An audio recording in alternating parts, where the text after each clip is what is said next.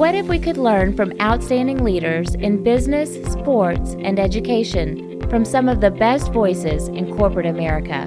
Lighting the Path is a series of interviews with industry leaders whose stories highlight strategies that build purpose-driven cultures, engage and retain top talent, develop drivers that create high-performance teams, and connect people to the vision of your company. Join us to hear from game-changing, talented leaders whose paths make a difference at work and at home. If you've ever wondered how the right leader can completely change the game for an organization, you're going to love today's guests.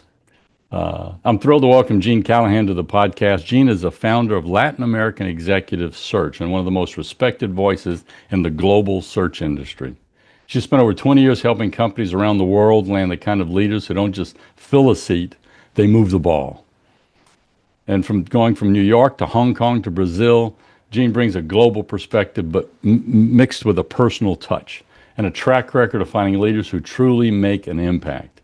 Jean, I got to tell you, it's a joy to have you here, and I know the listeners are going to love this conversation. Jean, I want to start our conversation with how you started up Latin American Executive Search, because it was kind of in the midpoint in your career. You'd been in the search industry for a while, and you made the decision to crack open your own door and be the founder. What caused that?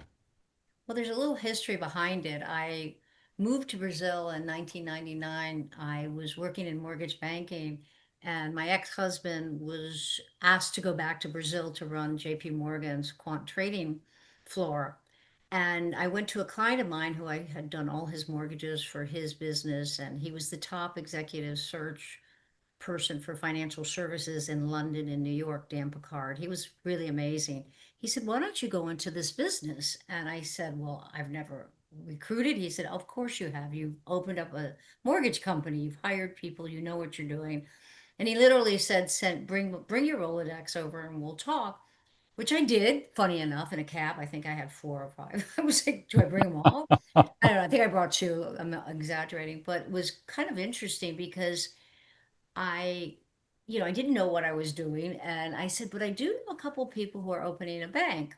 My first search, I sold was $2.5 million president of a bank that was opening an investment bank. I had no Mhm. idea what I was doing. In fact, actually, the client even fired us at one point. And I had to call him up and say, "You can't really fire us." He's like, "I do not like the white shoe Wall Street guy who's handling this. I'm a different type of client." Mhm.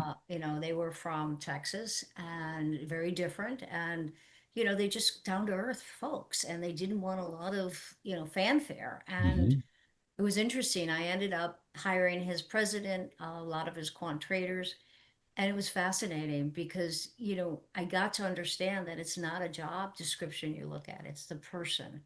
Yeah, yeah. It's being able to And the look. fit, which they thought these two of the candidates were not fits, he fell in love with them. In fact, they still have a relationship after all these years. Mhm. So it's Yeah. quite interesting. And then I moved to Brazil, and a year in, I opened up Dan's office in Brazil because Brazil was booming at the time. And A.T. Kearney came knocking and they said, "Would you like to interview for a vice president role?" And I explained to them that I have a financial background in mortgage banking, but there's no mortgages in Brazil at that time. And Mhm. I said, "I've been in the business a year." And they said, "But you've done so much since you've been here." And they gave me an offer. And I worked for them for 8 years. And we eventually were sold to a company out of Europe. And it was one of these things where the culture, they had people from all different search companies, and it just didn't really balance out well. Mhm. And it was fascinating and I did that for a while and, for about a year, and they went bankrupt. And Mhm. it was, I think it was Kelly and Associates, and they just went bankrupt. And then I said, our Brazil office was very profitable. And funny enough, even A.T. Kearney said, "Well, don't leave, Jane, just stay here." You rent an office from us, just stay here because you help us so much bringing in clients and for consulting. So then I said, "Well, if I open a company, I want to be different." And I said, "I just don't want to do Brazil because I think that there's a lot of, in Latin America, you have so many countries, And people tend to get pigeonholed into, well, I work for Brazil only, I work for Mexico only, I work for Colombia only. And I said, there's got to be a different way to Mm-hmm. have more of a platform across these countries because people are mobile, they're moving. Latins are mobile, Mm-hmm. they're a very mobile society. And I said, there's got to be a different way to do this. And people said, well, no, you have to have, in-country resources, in-country knowledge and all this. And I said, no, I think if you understand people and you understand processes and can understand cultures fast enough, you can do it. Mm-hmm. And that's how I started in Brazil with, an office inside E.T. Kearney still until we finally got kicked out by a new general manager who came in. He said, "Why are they still here?" That's They're like, funny. "Because we love her," but you know, we don't Yeah. want her to go. And funny enough, it was so funny. I moved 4 floors down in the same building, Mm. and they're wonderful people. And Yeah, I that's love the kind fact of that, how I started. Just on an idea that I thought, well, we here's the idea I heard you do this. It's I want to. It's not that I want to do something different. I want to do this, but do it different. Uh, Exactly. I and wanted to do so, it different. I wanted to be able to address, because I saw that there was a real need for Latin American leadership at the hmm time. And it was more where the Latin American leadership was all in the US. Sometimes they were US based folks or European based. And I knew that it would start drifting to be in country. hmm I kind of yeah. knew that from the business modeling I've done, and I saw the trends. So that kind of got me to it. And then today I work in all countries in Latin America. hmm Yes, and you've had a chance to shepherd some really key searches for some key leaders, and I'm fascinated by something about your perspective because I think the same thing that you're experiencing in Latin America, same thing that takes place in Europe as in the United States, is that people get a bend on the clients get a bend on this is how we go about running a search. This is how we go about selecting. What have you found are sort of common mistakes that you have to sort of shepherd your clients through when it comes to hiring, key leaders for their organization?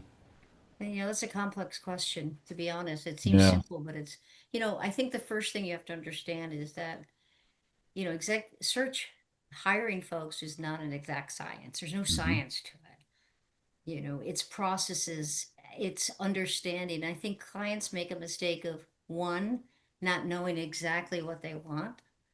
I think most of the time they don't. They have an idea of what they want, they have a job description, but sometimes they truly don't understand, what do I really want? Yeah. Because this is kind of where the rubber hits the road. When you are looking for someone, you are kind of in flux. And maybe the same thing you've been doing all these years and bringing the same type of person and isn't going to work anymore for Yeah. the future. Yeah, what you're And saying, we're so like-minded on this because of my search background. That's why I was so anxious to talk to you. We're kindred spirits. We worked in the yeah, same space, and it has to do with the fact that the search doesn't start with the job description. The search starts with the analysis, what I call the diagnosis that goes into that's going to create some job description somewhere down the line, but it has to do with what's the pain, the problem, the culture, investing time there so that whenever you're trying to identify talent, that you've got a game plan in place and you can communicate that internally when you go through and vet people and communicate externally to potential candidates so that you can have a like-minded definition of what success is whenever they come on board. right. And I think you put it so eloquently that that's so true because you have to have that problem solving mindset. Mm-hmm. I think any good search person, you don't have to be a rocket scientist, but you have to be a problem solver and being able to understand they have a problem. You're here to solve that. Yeah. You're not here to you're here to give guidance, but you're not even here to make their decision for them. No. You And I guide the think a decision lot of making. search people make a huge mistake. They try to make the decision for the client. Now, sometimes it may work. I think it fails more than it works. I Yeah. try to be a little different. I try to bring a lot of, like, one of my clients always makes me laugh. He's like, you bring so many different, in the sector. Hmm. The right people who can do the job, understand the industry, understand, but I'll bring different types of people in. Yeah. So And it I sounds like think, one of the differences that that separates you, Gene, is that you guide the decision-making process. You don't make the decision, you just guide the process to give people different perspectives to look at so that they can feel more comfortable that they're making the right decision. exactly. And you have to guide them because all of a sudden they may not realize what they need or say, you know what, I really need somebody who has, for instance, a financial director. Okay. Okay, he's great with accounts receivable, payable, taxes, managing Right. people, all the nuts and bolts. Hmm. But what else can he bring to the table? That's what it is interesting in search. And I think that's what makes me tick. What can I bring? Well, I just saw a candidate that actually did business development. Mm. Wow, that's interesting and Right. has a financial background. So you have to have that creative side. I think that sometimes, it's hard sometimes because clients sometimes are not that creative, right? Right. They're like, oh my God, you don't want to go out too outside of the box, but Hmm. you got to stay in the box, but you've got to be you've got to go outside of the box Well, too. what I hear you focus on is you really focus on what's the impact that this The individual impact, can bring as opposed to what can they do. Those are very two different different things. things. And what can they do in the future? Yes. Because we're never, no one is paying our fee to hire for today. We're Hmm. hiring for the future Right. leadership. So what do we look for? Yeah. So I I love love this. people who have lived, oh, I just happened because I know it helped me be a different person, lived abroad for a while, Hmm. who've had international experience. Now, maybe it's not always working. Maybe they haven't, maybe they went to their graduate school abroad, but they've had some kind of connection outside of the US if you're hiring US. Now, LATAM is different, but maybe even for Latin American leaders and presidents, you want somebody who is different. Maybe we are hiring in Mexico, but they've lived in Brazil. That's a Hmm. plus, plus, plus, because if you later on need a leader in Brazil, you've kind of got that succession plan going. Yeah. And the opposite, I just recently hired, I'm very proud of it, uh, a woman president for a company, and she happens to be American in Mexico Yeah. and but lived throughout Latin America. She lived in Asia. She's a white fly. Those are Mm. the kind of people I think for the future hires, companies who are really, really trying to be creative and grow. And, we can talk about diversity. That's diversity to me. Hmm. That's huge. Your experience. What is your diverse experience? And maybe Hmm. it's not even international. Maybe it's somebody who was in the armed forces, Hmm. and what have you learned there in supply Yeah. chain? What have you learned so those are the key points that I think that, and it's also gives you, and I think as a search person gives you, it's a lot of fun when you have those type of candidates and you have that personal mandate that that's what you want to deliver and help Yeah. them understand, but then guide them to that point because you know that that will work better. Yeah, it's huge. And I want to bend what we're talking about here to those who are listening in that are not in the search area, but they're in leadership and they're listening to this because they're trying to sharpen their saw about identifying and selecting people within their organization. Everything you've described, it's the mindset that you need to have in the search industry is the same mindset a leader should have as they're considering bringing people into their organization. They need to think in terms of not necessarily, the somebody who's totally radical for what we might normally hire, but it's where can this person impact the organization? I'm hiring not just for today. I'm hiring for tomorrow. Whether I'm hiring the assistant chief financial officer or the payroll manager, it doesn't really matter It where doesn't because matter. whatever I'm doing, I'm bringing somebody in, and to be able to look at somebody who's from, and understand what's their perspective that they bring in versus just what does their resume say that they can do. No, you're Totally different 100% organization. right. And also identifying their potential. Mm-hmm. What you've hit on is critical. What is, early on, especially with this generation, you, they're different and you've got to identify their potential Yeah. early on because they're restless. Let me ask you a Very question about that. restless. I Yeah. mean, You're hitting And on a topic that's really important to me, and because here's my you know highly uneducated language. I call it the gonna bees versus the wannabes. You have a lot of people who want to be great, but they're not gonna be great. Right. And what you're describing, I think, is a muscle that you've developed because of your experience in the search industry. And I think that our clients, those in leadership, have to develop that muscle. What have you learned to vet people and help you get a clear understanding between those who can call it talk a good game versus perform, those people how do you separate those that truly have the high potential versus that are just, part of they're going to have a good career, but they're just not going to be the type of individual that you're going to be able to scale with. I think I think when you've done it long enough, you know the right questions to ask. Hmm. Do you have a First of all, favorite you one got to that you know the like to? client. You also have to know the client because you could get off track very easily, right? Hmm. If you don't know what they're looking for the future, what are they looking for? You know, in management. So you want to make sure that a lot of executive search or staffing companies, they do one interview, they're done. They go through the questions, they write them down, the answers, they do that. I tend to be a little different. I like to get to know the person. Hmm. Talk to me about, I want to know what they're doing. I want to know, their family. Get into Hmm. some things that, obviously there's things you cannot ask and you don't want to, but what makes that individual tick? What makes that Hmm. person happy? Yeah. What makes that person be driven? Because we all do have, I do believe we all have something inside us as humans that drives us.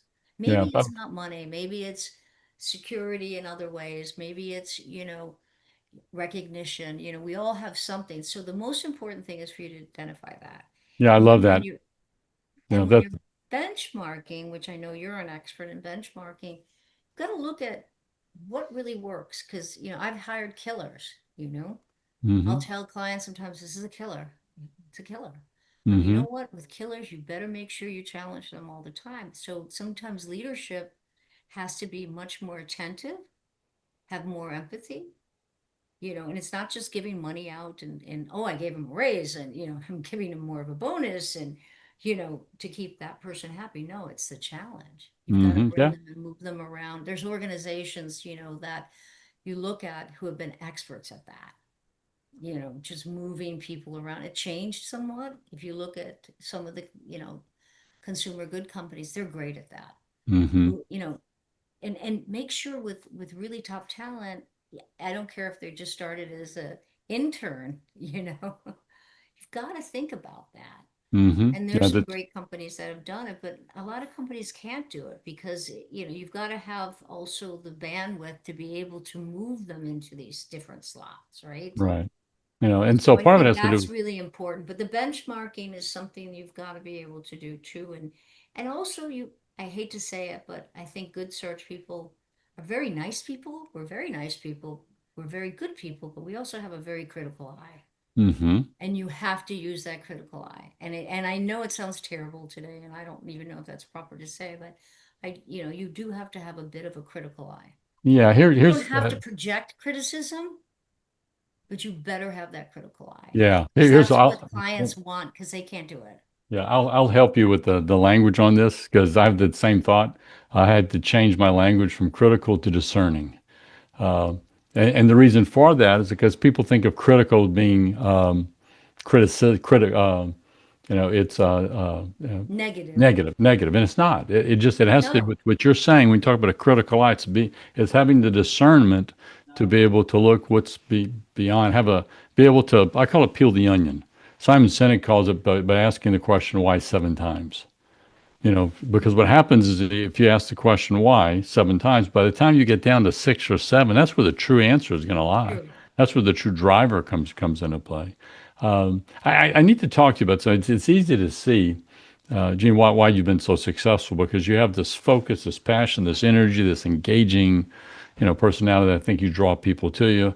I want our listeners to be able to hear a little more about your story, and maybe you and I coach them a little bit because you've been involved with starting up and scaling operations. That's Hmm. if you look at your background, and what have you learned or maybe a better way of being able to ask the question, because we'll get a story out of this one. What was the most difficult startup that you were responsible for that you had to kind of go from idea to actually build something?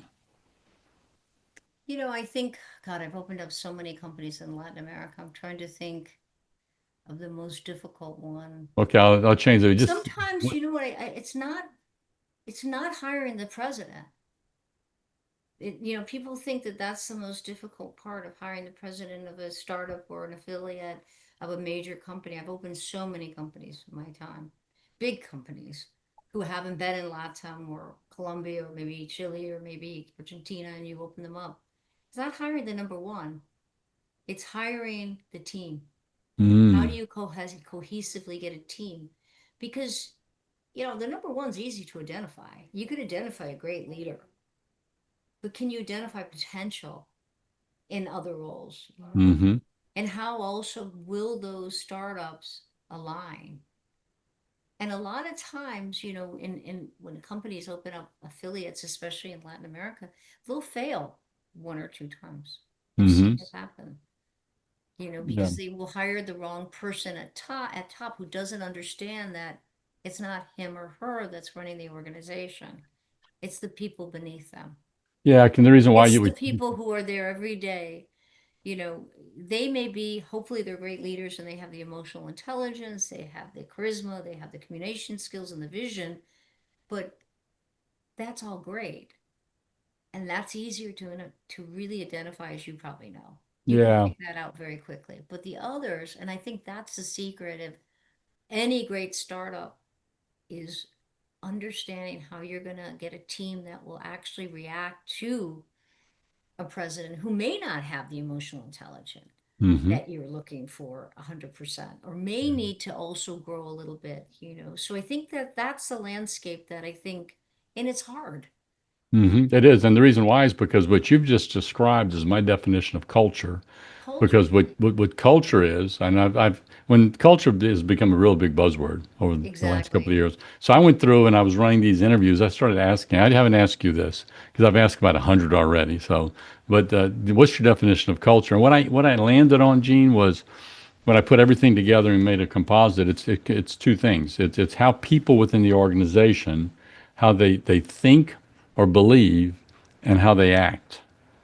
And take those two things. That's not. It's not what the CEO wants them to do, or what the CEO's attitude is and thinks and acts.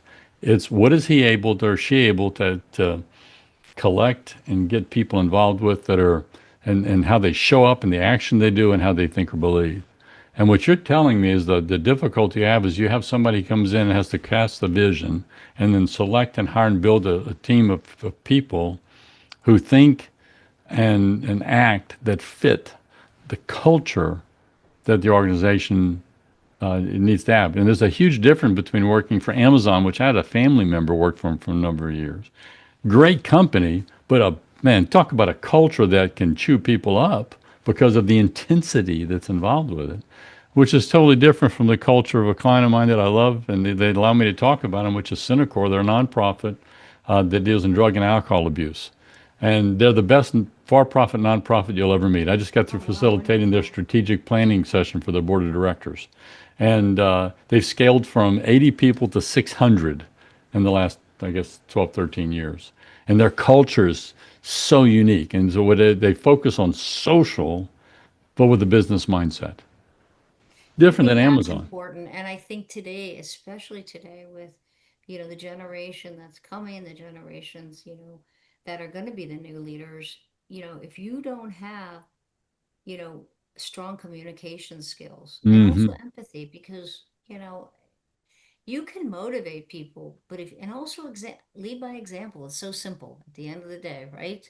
But Hmm. it's hard to do. If you've got a leader who's out shopping and the rest of and you see that on social media, and the rest of the team is working over the holidays, that's going to be a bit of a problem down the line. That's it. Again, because why? And Because of culture, how culture, like you said, is so, you look at a culture because you have a lot of different, because if you're looking for, let's say, a company, Nova Nordisk, or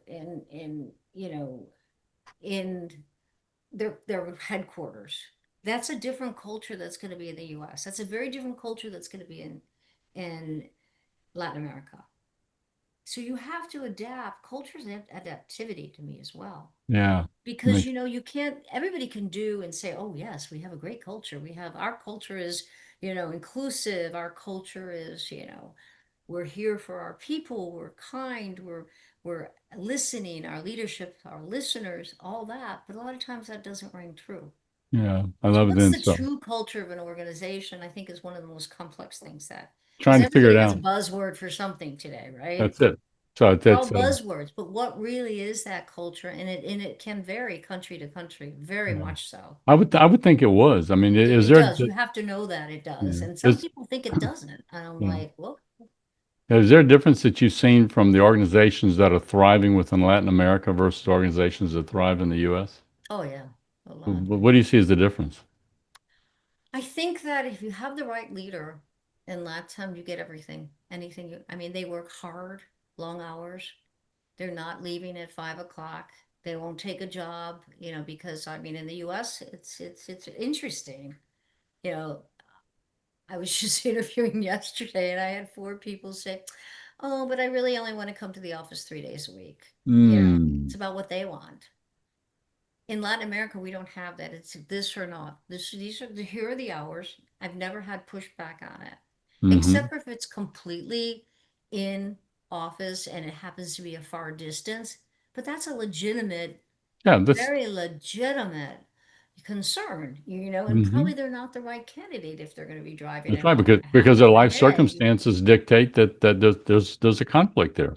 But it's better to have Right. that on the table and work through it. So, But here in the US, you get a lot of pushback because I do a lot of US, especially with Discovery now and joining them. And, it's interesting. They'll say, well, no, today I have 2 days a week in the office. And also, I think that's going to be changing slowly hmm. because companies are afraid. They're afraid to change it drastically, which is probably a smart thing because, I just spoke to one company and they're changing it to 4 days a week. Now that makes sense to me. Hmm. And also as a business owner, I kind of like to see my people when I'm not traveling.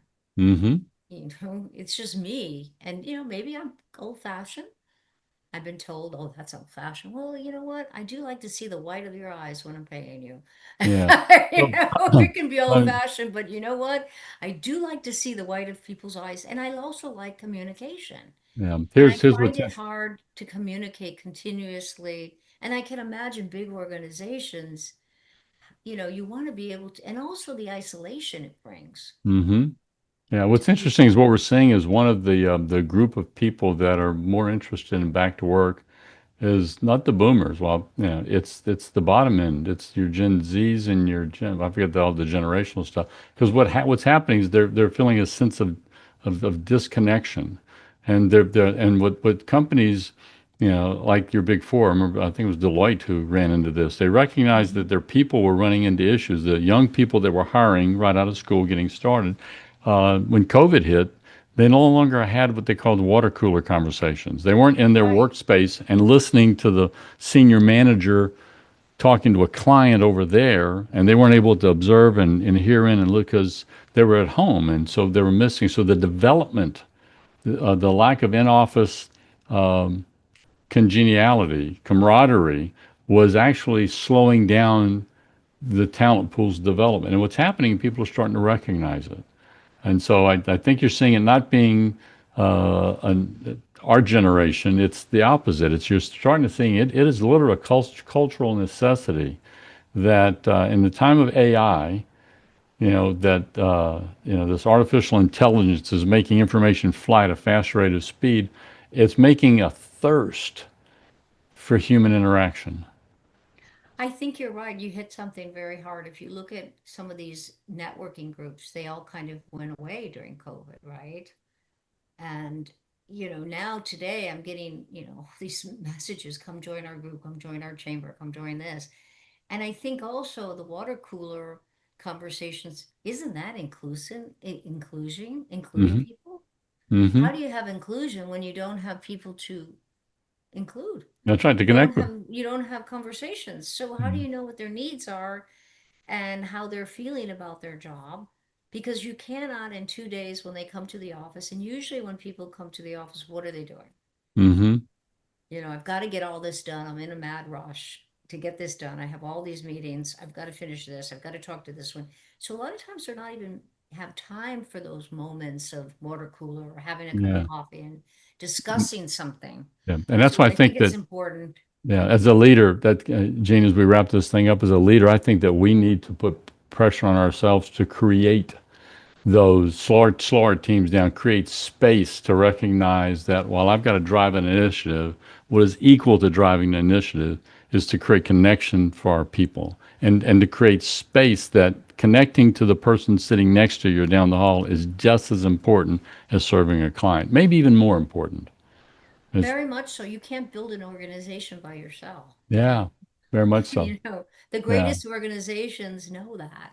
yeah, And but we kind of got away from some basics that I think are important to bring that in. And I do think that leadership today has to have addressed these points because, and I yeah. get it, they're like, well, we're having a hard time recruiting because they don't want to come in 3 days a week. Well, if that's the case, they're going to be the wrong candidates, and you're going That's to have right. a lot of issues down the line because somebody eventually will get tired and not want to come in the That's office. right. And the reason why is because they're thinking only of themselves, not corporate mission. And you want somebody who, if they think of corporate mission, you'll think of the person. Be able to put those things Exactly. together then. So, And also, if you're going to wear the t-shirt, you've got to come in the office to wear it. yeah. Are you going to wear it at the mall? I mean, it doesn't, you don't have that camaraderie that you should have, I think, with it. I mean, it's such a complex conversation that, Yeah, but I'm so glad we brought this up as we wrap this thing up, Gene, because of the fact what you just did from a coaching standpoint. I think these last few minutes, we really are speaking to our next generation of people who are wanting to scale up in their career.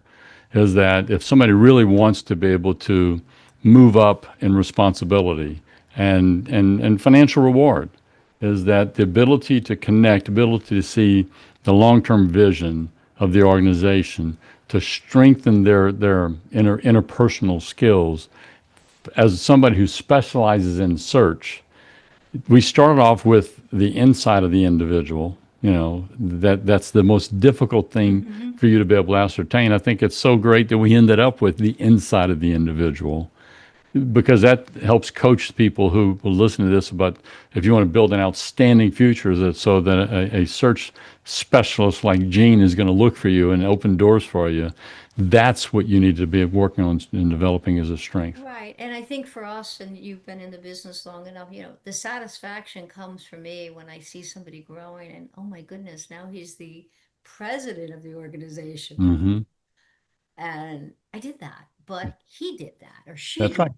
That's I it. didn't really do. I just placed them. That's it. There, you're Some people take a lot of credit for other people. I'm like, no, they did no, that. you're the observer. You're the cheerleader in the stands. Yeah, I just saw the potential and brought it to the client that listens. I And love it then. So, well, Gene, thank you so much for your time. If you look in the show notes, you'll be able to find more about Gene's thank you so much. biography, as well as if you want to reach out and contact her, we'll have her LinkedIn address in there, as well as her company website. So, if you're looking for somebody to connect with that has a global perspective that's in rarefied air, this is the person you want to be talking to. So, thank you, Gene. No, thank you, Mike. It's been such a pleasure, and it's so good to meet you. Same here. Thanks for joining us today on Lighting the Path, Strategies for Tomorrow's Leaders. If anything in this podcast speaks to you, if I've challenged you, or if you want to spend time digging into this subject a little deeper, or if you disagree with me, reach out. My contact information is on our website, lightingthepath.net, or email me at mike@mikelejeune.com. Also, look for me on LinkedIn. I'd love to connect our networks. Keep lighting the path for those who choose to follow you. It's more than a responsibility. It's an honor.